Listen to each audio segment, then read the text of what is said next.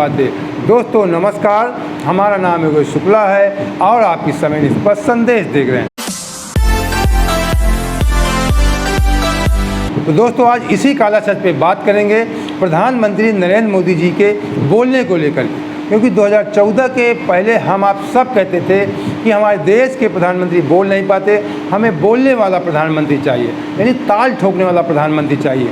लेकिन ऐसा प्रधानमंत्री नहीं जो सिर्फ रैलियों में ताल ठोकता हो, लेकिन मीडिया के सामने प्रेस कॉन्फ्रेंस कभी ना करता हो, या विदेशों में जाकर बगैर टेलीप्रॉम्प्टर के ना बोल पाते हों, या बगैर लिखे 2 शब्द ना बोल पाते हों। और जो बाइडेन ने कैसे हमारे देश के प्रधानमंत्री नरेंद्र मोदी जी का व्हाइट हाउस में राजकीय सम्मान किया और व्हाइट हाउस के बाहर अपने देश के लोगों से या मीडिया से किस तरीके घोर अपमान करवाया, इसी काला सच पे आज बात करेंगे। लेकिन उसके पहले कुछ बहुत महत्वपूर्ण खबरें हैं जो आपको गोदी मीडिया में नहीं दिखाई जाती, उनको भी आपको देखना चाहिए। अच्छा, विपक्ष की एकता का निष्कर्ष क्या है? मैंने तो एक ही सुना कि लालू यादव जी कह रहे हैं कि तुम्हारी मम्मी बहुत शिकायत कर रही कि तुम शादी नहीं कर रहे, शादी कर लो, दूल्हा बन जाओ, बारात में हम आएंगे। बाकी वो दूल्हा कौन है और बारात कौन है इसका ठिकाने नहीं है। जैसे जब भारी बाढ़ आती है तो अपनी जान बचाने के लिए कई जीव जंतु एक पेड़ पे बैठ जाते हैं। एक ही पेड़ पे आप देखेंगे मेंढक भी है, सांप भी है, बंदर भी है, क्योंकि नीचे पहाड़ का किसी खुद समझ जाओ भैया, एक ही बात है कि लड़ो मत, डरो मत और लड़ो मत। उम्मीदवार इतने खड़े हो गए हैं कि मुसीबत हो रही है, किस किस को समझाएं किस किस को नहीं समझाएं। तो हमने तो कह दिया कि हमारे कमलनाथ जी सर्वे सर्वा, उनका जो सर्वे है वो पत्थर की लकीर भैया, उसी के हिसाब से टिकट मिलेगा। किसी और के पास जाने की जरूरत नहीं, हमारे कोई बस का काम नहीं है, सर्वे से ही सारा काम होगा।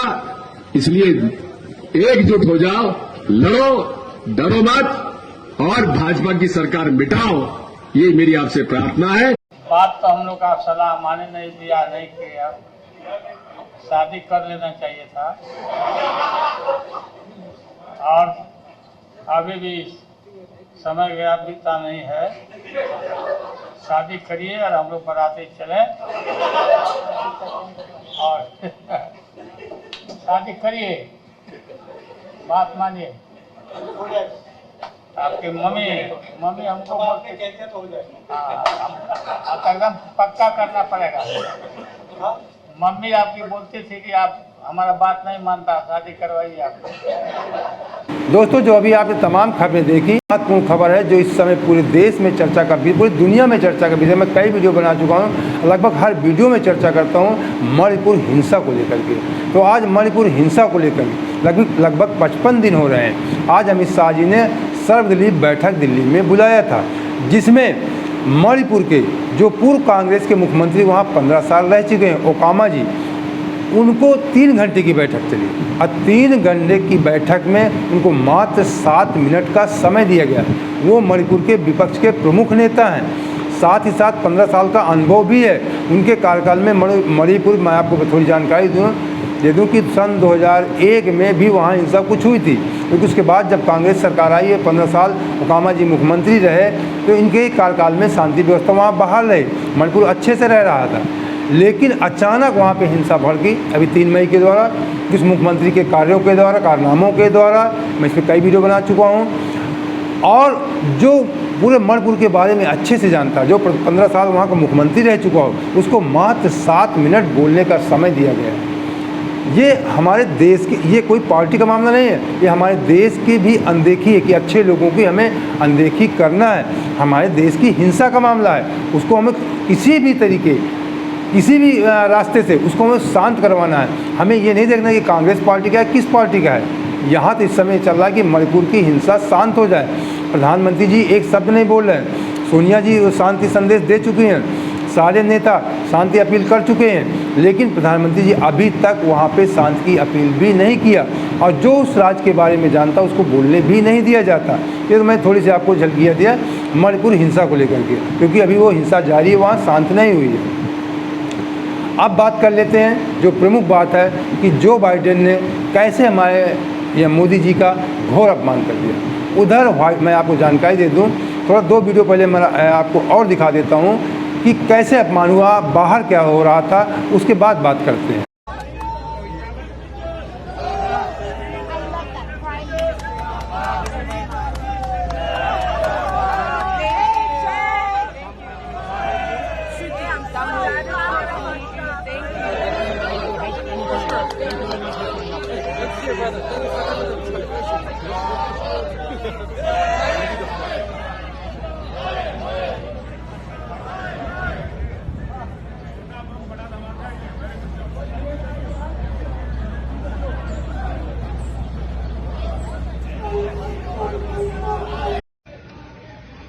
To release Sanjeev Bhatt and Omar Khalid. What do you say, Modi? Biden, ask him to. Demand it. जो मैंने शुरू में कहा था कि जो बाइडेन ने हमारे प्रधानमंत्री नरेंद्र मोदी जी का राजकीय सम्मान की आड़ में घोर अपमान करवाया, तो जहां व्हाइट हाउस के अंदर प्रधानमंत्री नरेंद्र मोदी जी का राजकीय सम्मान चल रहा था, वहीं व्हाइट हाउस के बाहर सड़कों पर उनका घोर अपमान हो रहा था। अभी जो मैंने आपको 2 वीडियो दिखाए जिसमें एक गाड़ी घूम रही थी लाल रंग की, आपने देखा होगा, वैन थी जिसमें लिखा हुआ था आस्क मोदी, और ये भी लिखा हुआ था, ये साइड में लिखा था आस्क मोदी, और पीछे लिखा हुआ था वेलकम मोदी, और नीचे से लिखा हुआ था वेलकम पीएम मोदी, नीचे लिखा हुआ था क्राइम मिनिस्टर ऑफ इंडिया। ये कितना बड़ा घोर अपमान है कि हमारे मोदी जी को क्राइम मिनिस्टर ऑफ इंडिया वहाँ कहा जाता है। ये बात, ये आप मत सोचिए केवल वहाँ एक साधारण गाड़ी घुमाई है, ये पूरे दुनिया के मीडिया ने देखा। ये आपको गोदी मीडिया ने भले नहीं दिखाया, लेकिन इस चीज़ को पूरे दुनिया के मीडिया ने देखा। और दूसरा वीडियो जो मैंने आपको दिखाया जिसमें तमाम पोस्टर लेकर मुखौटे लगाकर दिखाया जा रहा है कि release Umar Khalid, release Sanjiv Bhatt, release all political prisoners, मतलब उमर खालिद को आप रिहा करिए, छोड़िए, संजीव भट्ट को रिहा करिए, और जो इस तरीके के तमाम राजनीतिज्ञों को आप बंद किए उनको छोड़िए। ये व्हाइट हाउस के बाहर जहां प्रधानमंत्री जी का राजकीय सम्मान हो रहा था, उसके बाहर ये सब हो रहा था। अब मैंने पिछले वीडियो में बताया था अभी 2 दिन पहले काला सच में कि मोदी जी से सवाल किए जाएंगे, मोदी जी की घेराबंदी हो गई। तो जो बाइडेन ने, मतलब ये एक नियम होता है अमेरिका का, मैं आपको बता दूं कि कोई भी राष्ट्राध्यक्ष जब जाता है तो वहाँ पे जब राजकीय सम्मान होता है तो वहाँ पे संयुक्त प्रेस कॉन्फ्रेंस करनी पड़ती है।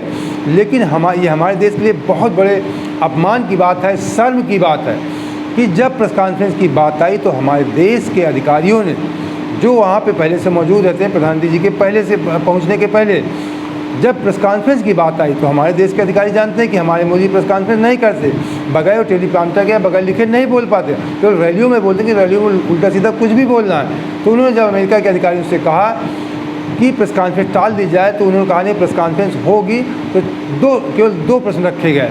लेकिन उसमें जो महत्वपूर्ण प्रश्न था लोकतांत्रिक मूल्यों को लेकर के, जो मैंने पिछले वीडियो में कहा था कि वहाँ के 70 सांसदों ने पत्र लिखा था जो बाइडेन को कि मोदी जी से सवाल किए जाएं कि आपके यहाँ आप अल्पसंख्यकों की अनदेखी करते हैं, विपक्ष की अनदेखी करते हैं, मीडिया को दबा कर रखते हैं, इस तरह के प्रश्न किए जाएं। वहाँ के सांसदों ने एक पत्र लिखा था जो बाइडेन को।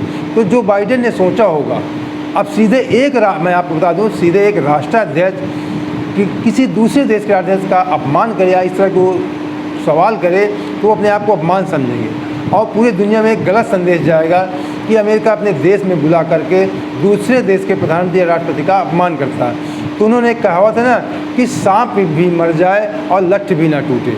तो उसी प्रकार जो बाइडेन ने दिमाग लगाया, मोदी जी को घेरवा दिया। मैंने कहा था कि मोदी जी की घेराबंदी हो गई अमेरिका में, तो ऐसा घेरवाया, प्रेस कॉन्फ्रेंस भी करवा दिया और बाहर सड़कों पर प्रदर्शन भी करवा दिया, जिसको पूरी दुनिया ने देखा, लेकिन भारत के गोदी मीडिया ने नहीं दिखाया।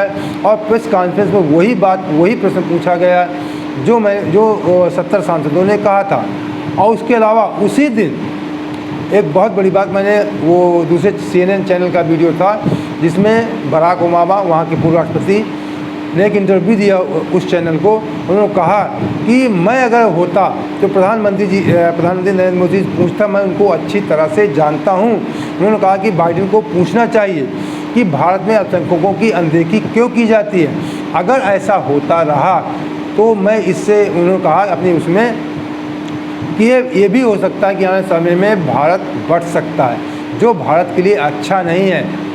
ये बराक ओबामा ने कहा जी, उस बराक ओबामा ने कहा जब बराक ओबामा राष्ट्रपति थे और प्रधानमंत्री नरेंद्र मोदी हमारे देश के प्रधानमंत्री थे, तब ये बराक ओबामा को बराक किया करते थे। मतलब एक दो कि हमारे बराक से बहुत अच्छे संबंध हैं, एक हमारा मित्र है। लेकिन कोई भी मित्र हो, जो अच्छा मित्र हो वो आपको सही सलाह देगा। तो बराक ओबामा ने सलाह दिया कि मोदी से अगर मेरी बात हो तो मैं इस बात को रखूँगा कि अल्पसंख्यकों की आप अनदेखी बंद कर दीजिए, और देश में जो आपके लोकतांत्रिक मूल्यों को आप दबा रहे हैं, इससे आपके देश का खतरा है, देश बढ़ सकता है। उन्होंने ये भी कहा कि हम ये नहीं चाहते हैं। उन्होंने सहानुभूति जताई कि जो भारत के लिए अच्छा नहीं है।